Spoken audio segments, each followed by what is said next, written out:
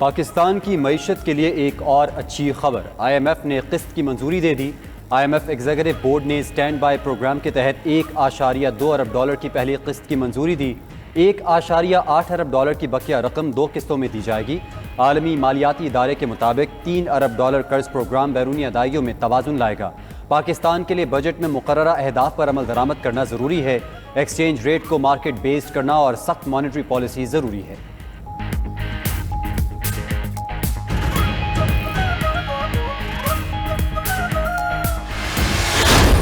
عرب امارات نے $1 ارب state bank کے اکاؤنٹ میں ڈپازٹ جمع کروایا ہے۔ کل $2 ارب سعودی عربیہ کے ڈپازٹ ہوئے تھے۔ اس طرح اسٹیٹ بینک کے جو فارن ایکسچینج ریزروز ہیں 2 دن میں $3 ارب سے الحمدللہ اس میں اضافہ ہوا ہے۔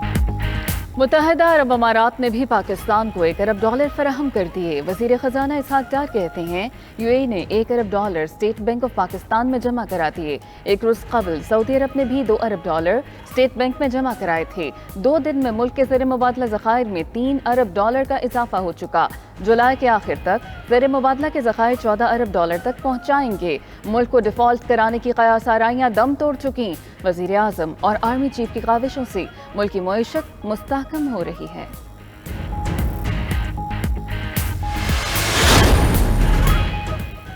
سرمایہ کاروں کا اعتماد بحال، پاکستان سٹاک مارکیٹ تیسرے روز بھی مثبت رہی۔ 100 انڈیکس 359 پوائنٹس اضافے سے 45,514 پر بند ہوا۔ انٹر بینک میں امریکی کرنسی قدر میں مسلسل کمی، ڈالر $1.09 سستا ہو کر $277.48 پر بند ہوا۔ اوپن مارکیٹ میں بھی ڈالر کی قیمت $1 کم $281 ہو گئی۔ سونے کی قیمت $500 کم فی تولہ قیمت $2,04,000 ہو گئی۔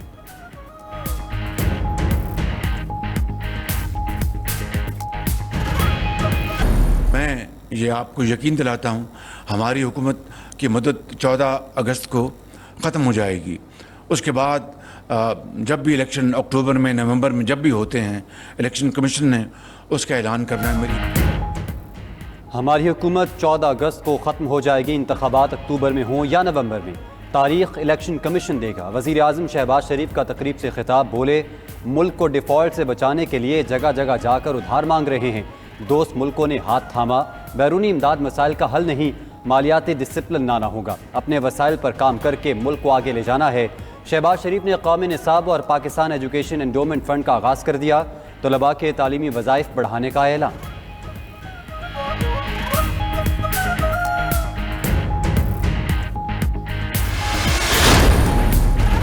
پی ٹی آئی نے پرویز خان خٹک کی پارٹی کی بنیادی رکنیت ختم کر دی۔ پی ٹی آئی کے مرکزی سیکریٹریٹ سے پرویز خٹک کی رکنیت ختم کرنے کی نوٹیفیکیشن جاری۔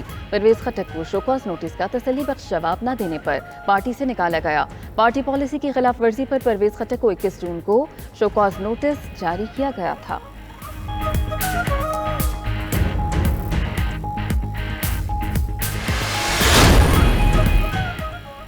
پی ڈی ایم کے سربراہ فضل الرحمان کے نواز شریف اور آصف علی زرداری کی ملاقات پر تحفظات۔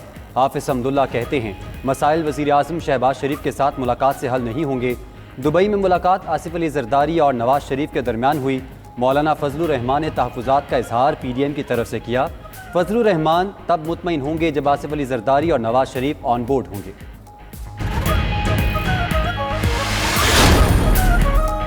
گلگت بلتستان کے وزیر اعلیٰ کا انتخاب آج دن 12 بجے ہوگا۔ جی بی اسمبلی کے 31 ارکان حق رائے دہی استعمال کریں گے۔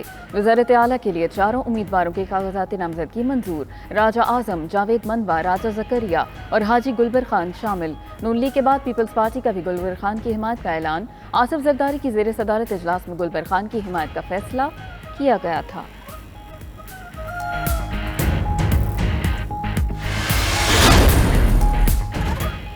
گلگت بلتستان کی وزارت اعلیٰ کے امیدوار گلبر خان مردان کی عدالت سے اشتہاری نکلے۔ گلبر خان مردان پولیس کو مطلوب، وارنٹ گرفتاری بھی جاری ہو چکے۔ گلبر خان کے خلاف جعلی چیک کی ایف آئی آر جولائی 2015 میں درج کی گئی۔ گلبر خان کا 22 لاکھ روپے بینک چیک جعلی نکلا تھا۔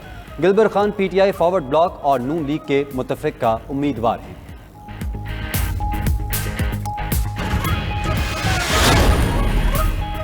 مسلم لیگ نون نے نواز شریف کی ہدایت پر عام انتخابات کی تیاریاں شروع کر دیں۔ سعودی عرب میں نواز شریف کی زیر قیادت پارٹی بیانیے پر بھی مشاورت کی گئی۔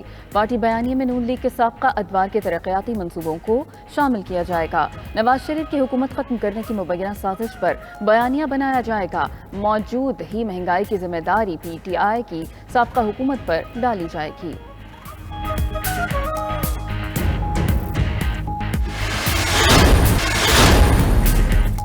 پنجاب کے دریاؤں اور بیراجوں میں پانی کے بہاؤ میں اضافہ۔ بھارت نے ہریکے کے مقام پر مزید 2,14,000 کیوسک پانی چھوڑ دیا۔ دریائے ستلج میں گنڈا سنگھ کے مقام پر نچلے درجے کا سیلاب۔ گنڈا سنگھ پر پانی کی سطح 22 فٹ سے بڑھ گئی۔ پانی میں مسلسل اضافے سے سینکڑوں ایکڑ پر کھڑی فصلیں زیر آب۔ ستلج کا پانی آبادیوں میں داخل۔ درجنوں دیہات کا زمینی رابطہ منقطع۔ نگران وزیر اعلیٰ محسن نقوی کا جھنگ اور دیگر علاقوں میں زیر آب دیہات کا فضائی معائنہ۔ انتظامیہ اور سرکاری محکموں کو امدادی سرگرمیاں تیز کرنے کی ہدایت۔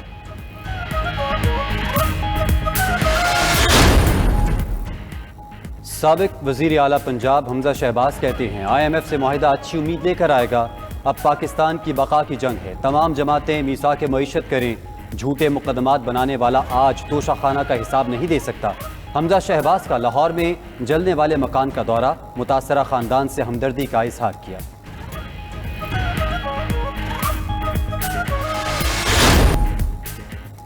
غرور کی سیاست سرنگوں، جھوٹے بیانیے کی سیاست کو شکست ہوئی۔ وزیر داخلہ رانا ثناءاللہ کا تقریب سے خطاب۔ بولے کچھ لوگوں کی خواہش تھی پاکستان دیوالیہ ہو جائے۔ حکومت کو آئی ایم ایف کے معاملے پر کامیابی ملی۔ گزشتہ ایک سال میں بہت سارے منصوبے پر کام ہوا ہے۔ اسلام آباد میں ترقیاتی منصوبے کامیابی سے جاری ہیں۔ وزیر اعظم نے خود کو ہمیشہ خدمت کی سیاست پر قائم رکھا۔ وزیر اعظم نے کبھی کسی اتحادی کو ناراض ہونے کا موقع نہیں دیا۔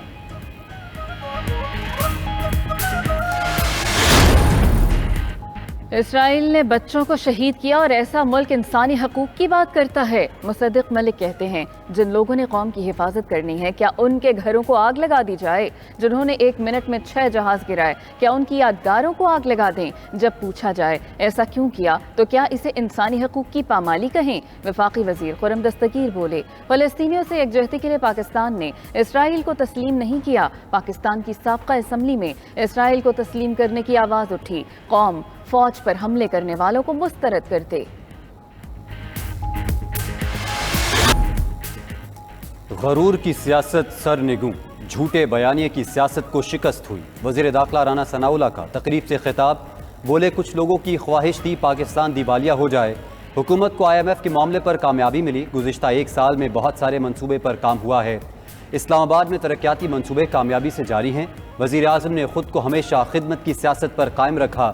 وزیر اعظم نے کبھی کسی اتحادی کو ناراض ہونے کا موقع نہیں دیا۔